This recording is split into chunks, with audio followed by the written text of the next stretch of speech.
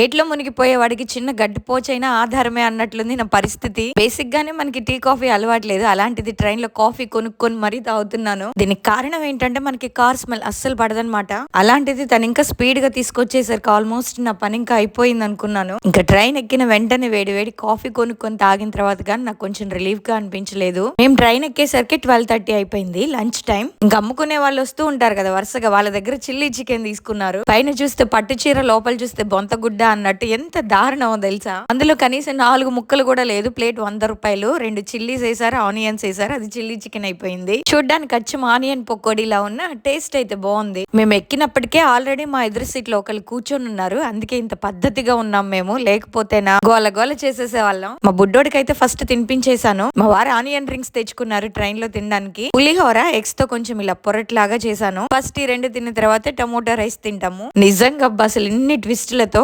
కోయంబత్తూర్ తర్వాత నుంచి మొదలైంది. ఏం జరిగిందో మీకు కూడా చెప్తాను.